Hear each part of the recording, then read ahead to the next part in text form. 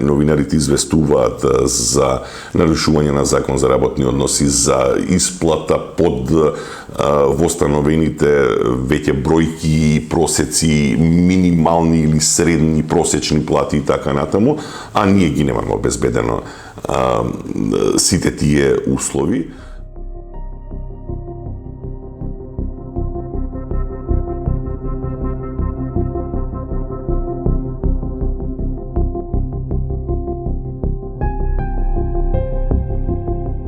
Имаме впечаток дека дури многу поголем процент од вработените во македонските медиуми не ја имаат ниту просечната плата и дека многумина во нашиот простор работат и за основната, за минималната плата, а таа е далеку помала.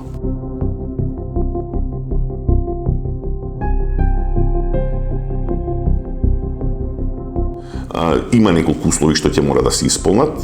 Секој онлайн медиум нема да биде медиум додека не постави импресум, додека не вработи луѓе на полно работно време. Значи, ќе мора да постои некаква легислатива. Мора да бидеме внимателни. Тука синдикатот е практично во известна дилема. Ние не сакаме лиценцирање, затоа што тоа ќе овозможи во продолжение, во некои други времиња, можеби влијание на политиката во самото функционирање на онлайн медиумите, но од друга страна мора да постои известна регистрација, известен начин на кој што тие ќе бидат спроведени, ќе бидат составен дел од медиумскиот простор.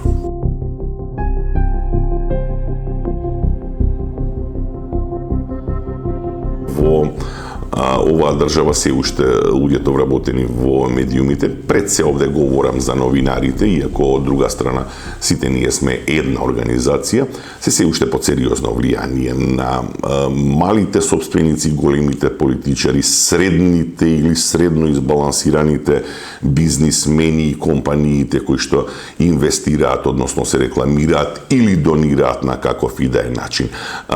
Тие стеги се уште постојат во ова општество и чинам дека уште долго време нема да можеме да се ослободиме.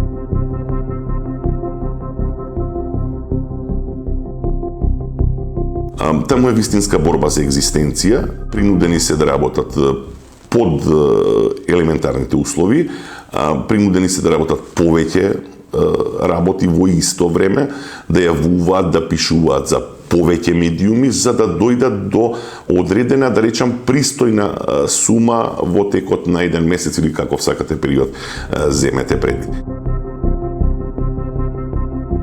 Едноставно, добро и регуларно платени новинари ќе го ослободат дополнително македонското медиумско ткиво. Вториот е законот за работни односи кој што мора да се почитува од страна на собствениците, директорите, газдите. И тука притисоци ние ќе вршиме постојано и практично тоа и го правиме.